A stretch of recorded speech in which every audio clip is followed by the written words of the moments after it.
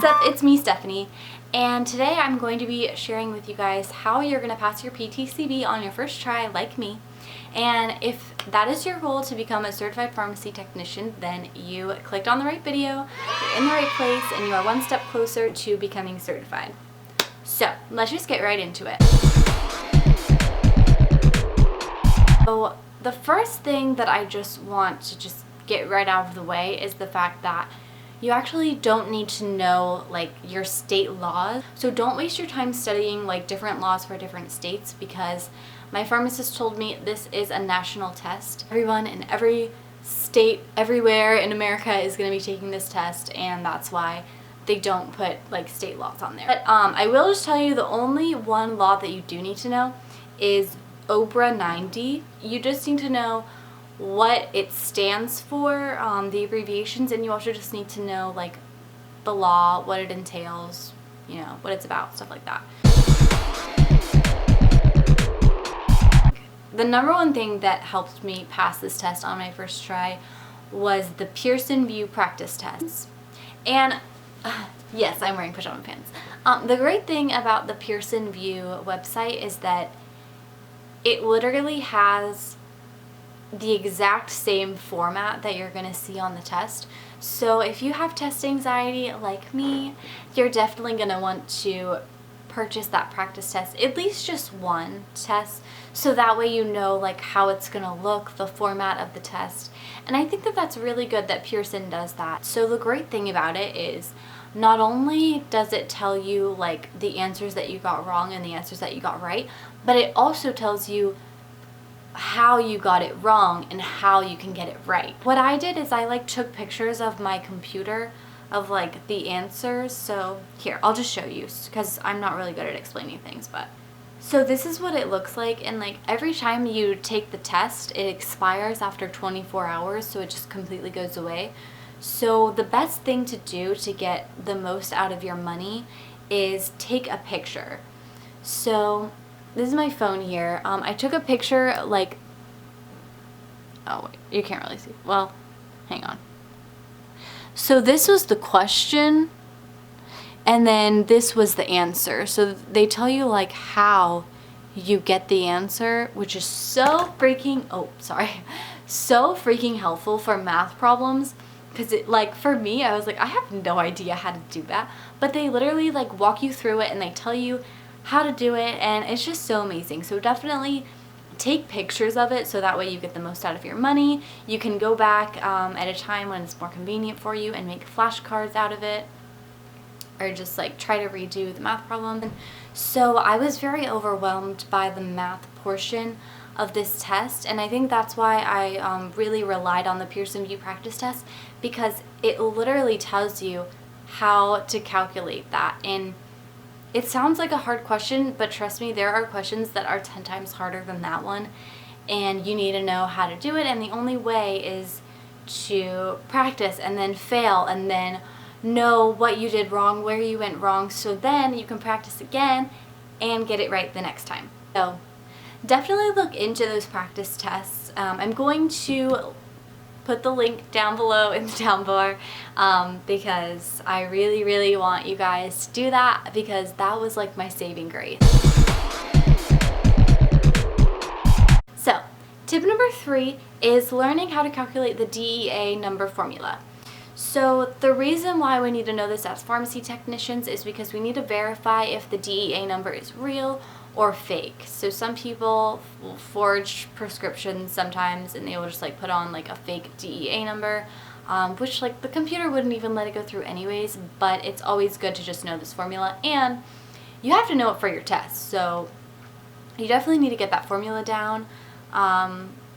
If you don't know how to do it, I'm sure there are like so many tutorials online.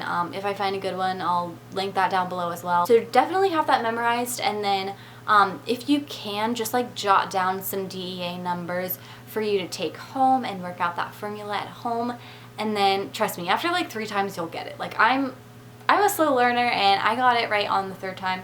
It's so easy, it's just like overwhelming, but it's not hard. So yeah. I'm not going to sit here and try to explain it to you, because I know that I'm not going to do a very good job, but there are videos that explain it very well, very much better than I would. So go check those out, get that formula down, and then that way that's one question on the test that you just automatically have right. And yes, that was on my test, so it might be on yours too.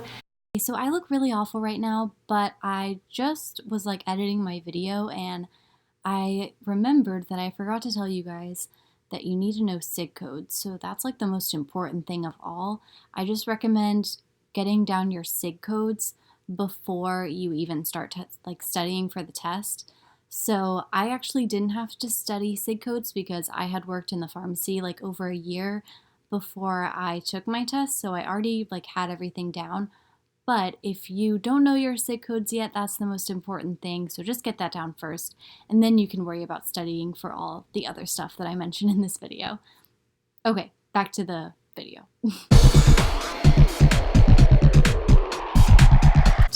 Tip number 4 that was super helpful to me, my sister actually showed me this tip. So when calculating stuff like warfarin, which is the brand name of Jantivin, sometimes they will have people, let's just say this is like the most common thing, like take one tablet Monday, Wednesday, Friday, and then take half a tablet on Saturday and Sunday. So altogether, how many tablets is that? It's 4. So in order for you to calculate the day supply, I got kind of confused and I was like calculating 4 times 7. I don't know where I got that from. It was like, I calculated it by like the days of the weeks, but don't do that. What you're going to do is, so let's just say the patient just wants a 1-month supply of the Jantivin. So that would be 4 tablets times 4 weeks, which is 16. And then there you go, 28 days right there and you're good. But let's say they wanted it for 90 days, then that would be 12 weeks, so you would multiply 4 times 12. That would be 48 tablets for 84 days. Just super easy. So don't get confused like I was. All you really need to know, how many tablets are they taking per week, and then multiply that number by however many weeks supply that you need. Okay, so insulin calculations, wow, they used to scare me so much. Same thing with like albuterol calculations. Those used to scare me a lot too, but after doing it like so many times, it's so easy. So the great thing about insulin calculations is stuff like Lantus is going to be 100 units per ml. So let's just say they're injecting, I'm just like pulling this off the top of my head, 50 units, that's an easy number, twice a day. And the doctor wrote it for 15 ml. So 15 ml would be 5 pens of 3 ml. Usually the like Solastar stuff will come in like 3 ml. Like I said, it's 100 ml, or no, it's 100 units per ml. So what you would do is, the doctor wrote it for 15 ml. So all you have to do is multiply 15 times 100 units. So that's 1500, and then since they're doing 50 units twice a day, that's 100 units. So then multiply that by 100, and there you go, 15 days.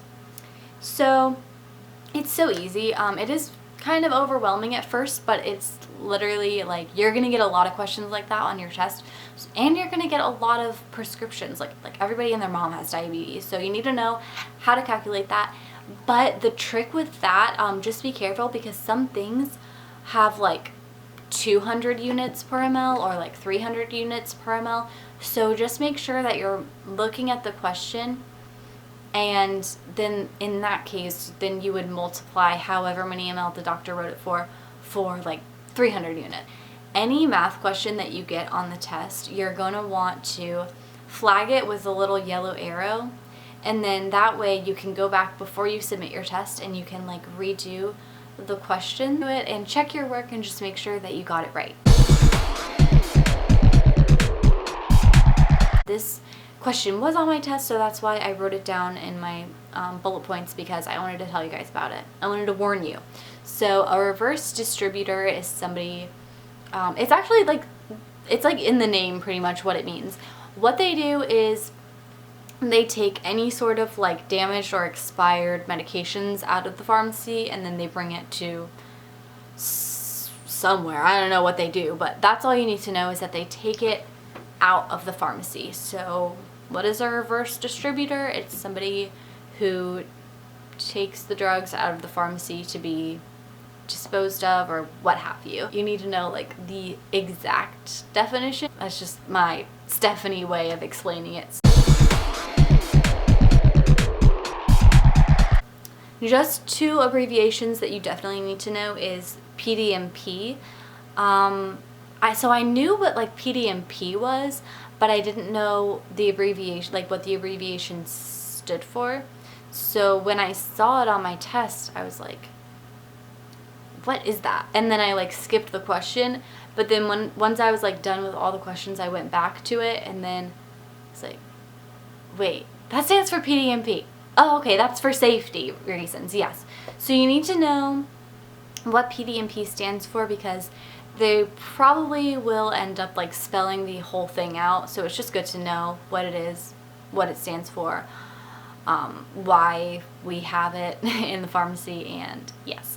And then, okay, last thing that I want to tell you guys is ISMP. That's another abbreviation that you definitely need to know, is ISMP. Thought to film an outro, but that's pretty much everything. If you have any questions, feel free to leave them below. I usually try to reply to my comments within the day or within the week at least. And also, I did just want to mention, you also need to know how to calculate like albuterol calculations. So usually if they say 1 vial, it typically means 3 mLs. So if they write on the prescription for like 90 vials, then that would be 90 times 3 mLs, which is 270 mLs. So yeah, just know how to do that. I just wanted to make this video because I wish that I had a video like this of somebody telling me what I needed to know and also what I didn't need to know, so that I could rule out things that I really don't need to study and not waste my time on that. And yeah, so if you have any more questions, like I said, just ask me. And I will leave you guys to studying. Goodbye from Serena and I. Aw, she is so cute. She's so cute right now. I love you, Serena. Meow. Okay, we will leave you to studying, and good luck from the both of us. Thank you so much for watching this video, and yeah, bye. Oh, this is why I don't film outros. They're so awkward. Okay, bye.